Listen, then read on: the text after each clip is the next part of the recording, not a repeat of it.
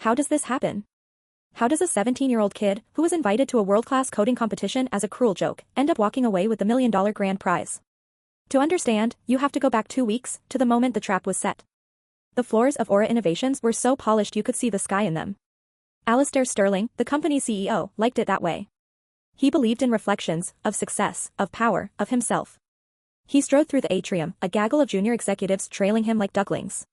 His gaze, sharp and dismissive, swept over the minimalist furniture, the free-range kombucha bar, and the employees who scurried to look busy.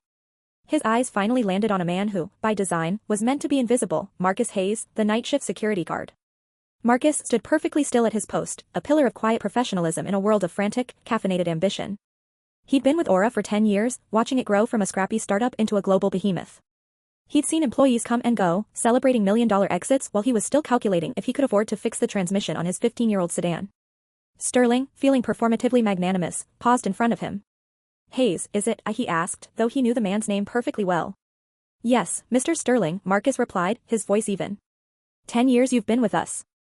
A decade of loyalty. Remarkable, Sterling said, his tone dripping with condescension. He turned to his executives. "See? The backbone of the company." He then turned back to Marcus. "I hear you have a son. About 17, 18? A flicker of surprise crossed Marcus's face. "Yes, sir. Jamal. He's 17.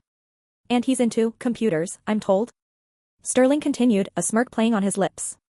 The executives chuckled softly. The term, into computers, was what their grandmothers said. "He's a good boy.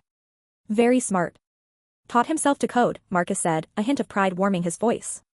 This was the moment. The opening Sterling was looking for. "To code, you say?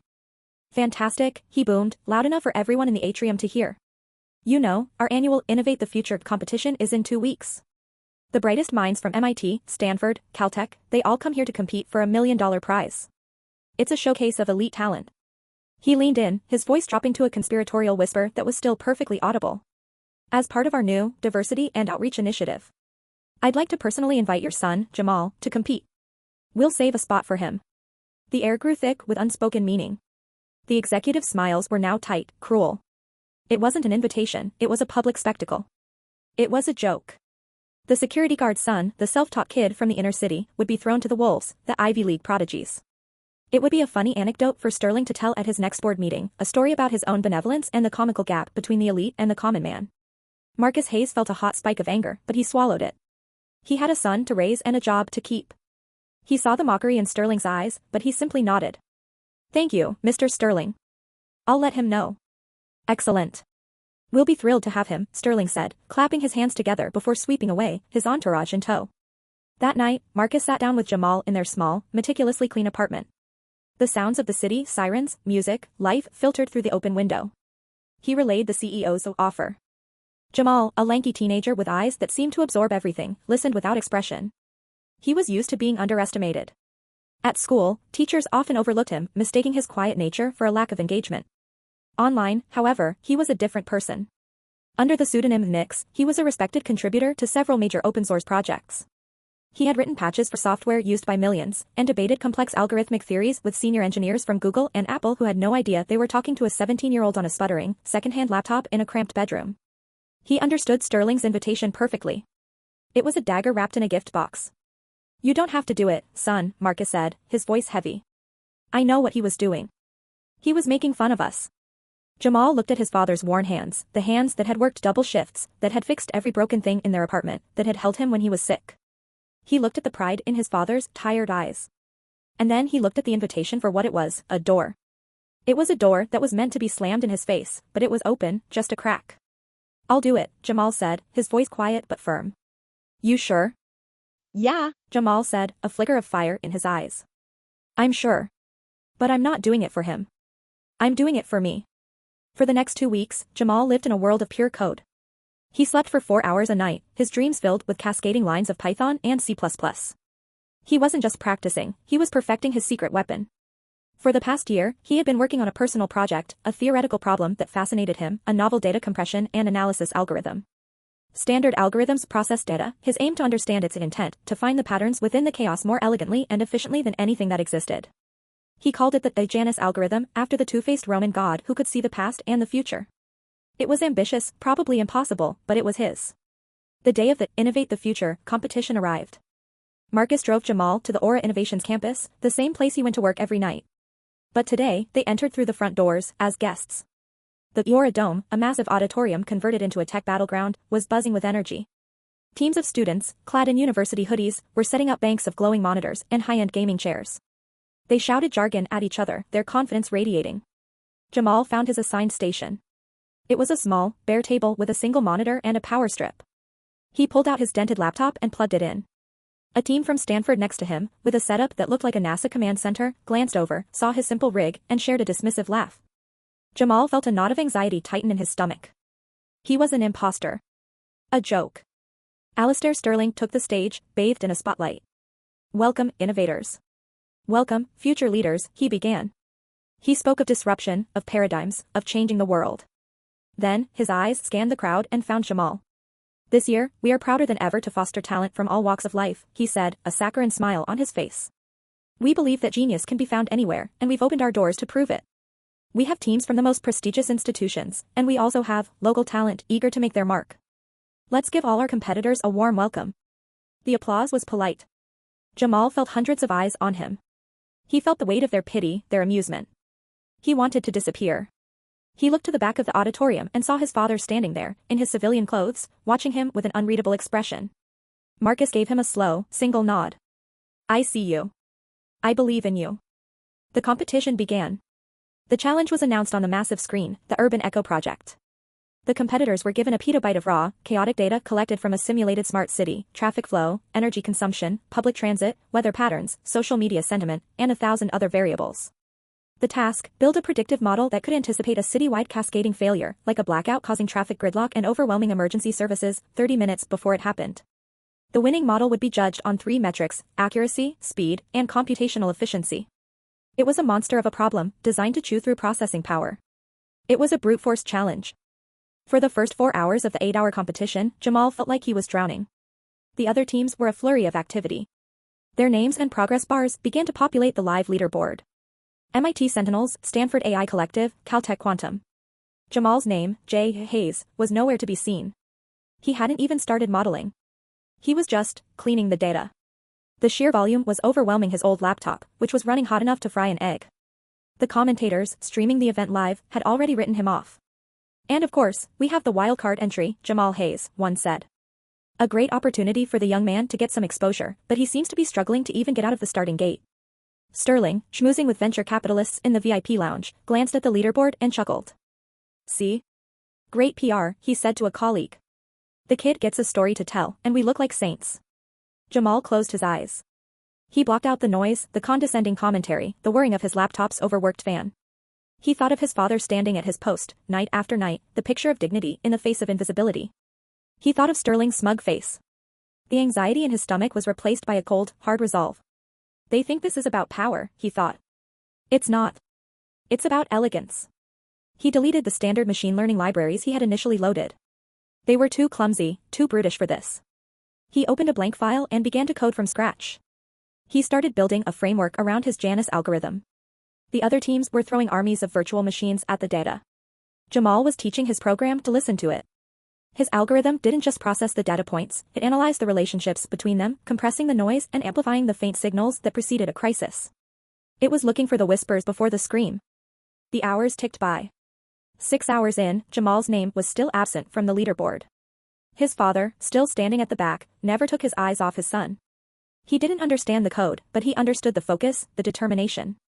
With 1 hour left, Jamal was ready. His model was built. His algorithm was integrated. He took a deep breath and executed the program. On the live leaderboard, nothing happened for a full 10 minutes. The commentators had moved on. Sterling was shaking hands, celebrating a competition that was, in his mind, already over. And then it happened. At the 50-minute mark, a new entry appeared at the bottom of the leaderboard, J. Hayes. The metrics flickered to life. Accuracy, 99.8%. Speed, 0.4 seconds. Efficiency, 95% less resource consumption than the next best model. Before anyone could process it, the entry didn't just climb the leaderboard. It teleported. It shot past the teams from Carnegie Mellon, Caltech, and Stanford. It bypassed the MIT Sentinels, who had been firmly in the #1 spot for 3 hours. The name J. Hayes slammed into the number 1 position with such dominant metrics that the leaderboard's graphic interface seemed to glitch, as if it couldn't believe the numbers it was being asked to display. A confused silence fell over the Aura Dome. The commentators stammered. We seem to have a new leader, J. Hayes. We're checking to see if this is a data error. The efficiency score is, frankly, it looks impossible. In the VIP lounge, Sterling's smile vanished. What is that? What the hell is that? He snapped. The judges, a panel of Aura's most senior, grizzled engineers, were huddled around a monitor, their faces a mixture of disbelief and awe. Run a diagnostic on his submission, the head judge, a woman named Dr. Eris Thorne, commanded. Check for exploits, check for cheating. No one gets that efficiency score. It's not possible. They ran the checks. The system came back clean. They ran them again. Clean. Dr. Thorne stood up and walked onto the stage. Will Jamal Hayes please come to the judge's station? Jamal, looking small and overwhelmed, walked from his humble table to the brightly lit stage. Sterling stormed over from the lounge, his face thunderous. What's the meaning of this? Is this a hack? A glitch? Sterling demanded. Dr. Thorne ignored him. She looked at Jamal, not with suspicion, but with a surgeon's precision. Mr. Hayes. Your model's efficiency is an order of magnitude beyond anything we've ever seen. Explain your methodology. Jamal, his voice trembling slightly at first, began to speak. He didn't talk about the competition, he talked about the theory. He explained the core concept of his Janus algorithm.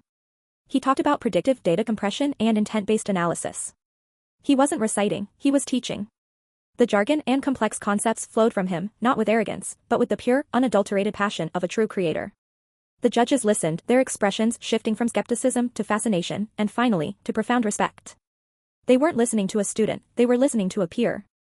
A peer who had just solved a problem they hadn't even known how to properly ask. My God, one of the judges whispered. He didn't just build a model. He built a whole new toolbox. Dr. Thorne looked at Sterling, her expression cold. There's no mistake, Alistair. The kid is a prodigy. Sterling's face went pale, then a blotchy, furious red.